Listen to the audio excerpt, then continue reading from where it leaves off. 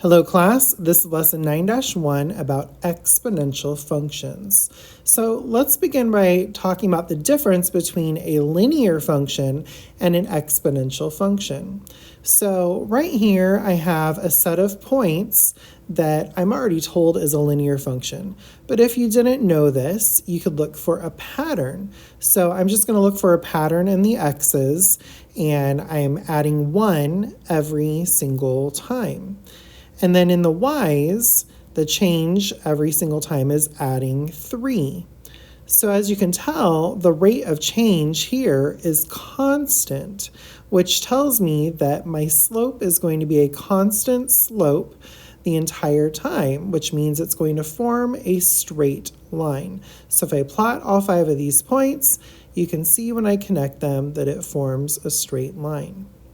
Now, an exponential function is different. Let's look at the pattern based on the points that were given. So again, for all of these x values, I am adding 1. But notice the y values, there's not a number that I'm adding every single time. But there is a pattern. If you notice, 1/2 times 2 is 1. And 1 times 2 is 2. And 2 times 2 is 4. And 4 times 2 is 8. So you can see here that it's definitely different from a linear function. This time we could say that the rate of change is going to be increasing by the same factor. So every single time I'm multiplying by 2 in this example. So let's go ahead and plot these 5 points. So -2 up 1/2, -1 up 1, 0 up 2, 1 up 4, and 2 up 8. And notice it's not a straight line, but it forms a curved line. And this is what an exponential function looks like. And the equation of this would be y equals some number a times some number b to the exponent x, where a cannot equal 0, b has to be a number that is greater than 0, but it cannot equal 1. So there are 2 different types of exponential functions you'll see. To begin, exponential growth is where the a value is greater than 0 and the b value is greater than 1. So notice this looks like it's climbing up as you go left to right. But also, if a is less than 0 and b is still greater than 1, then this is growing, but in the negative direction. So for our first graph, we would say as x increases, y also increases. For the second example here, we could say that as x increases, y decreases. But both of these are considered exponential growth. One is growing in the positive direction forever, and one is growing in the negative direction forever. Now, exponential decay is a little different. This is, again, we can start where the a value is greater than 0, but the b value is in between 0 and 1, like 1/3 or 2/5. And so you notice that this is starting up high and it's coming down closer to the y-axis. And our other example could be where a is less than 0, and again, where b is in between 0 and 1. And notice the graph is starting down low, and again, it is reaching close to the x-axis. So we would say that as x increases, y approaches 0. So why don't we go ahead and wrap up this lesson with 2 examples where we practice graphing 2 different exponential functions and then identifying the domain, the range, and the equation of the asymptote, which I'll talk about. So we're going to use the same x values of -2, -1, 0, 1, and 2. So I'll go ahead and put those in. And now we will substitute those as the exponent. So 2 to the -2 power is the same as 1 over 2 squared, which equals 1/4. 2 to the -1 exponent is the same as 1 over 2, or 1/2.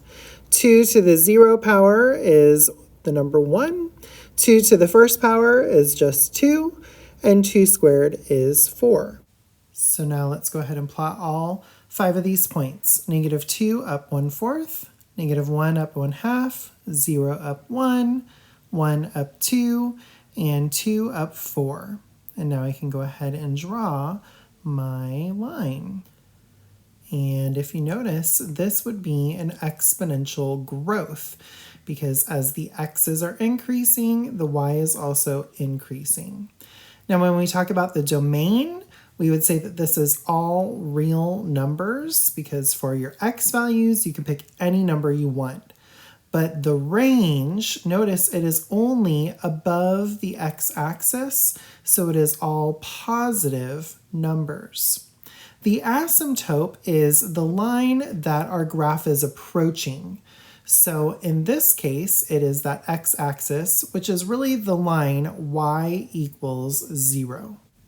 It's definitely possible for some graphs to be maybe raised up higher and approaching a different asymptote, but in this case, it is just right there along the x-axis. Now, for our final example, we're going to graph the equation y equals negative, in parentheses, 1/2 to the x power. And again, we're going to identify the domain, range, and the equation of the asymptote. So let's go ahead and start by picking those same x values with negative 2, negative 1, 0, 1, and 2. So I'm going to have that negative on the outside, and then I'm going to raise that 1/2 to the negative 2 exponent. And we learned about negative exponents in Module 8. So this is the same as negative positive 2 to the positive 2 exponent. So that's really negative 4.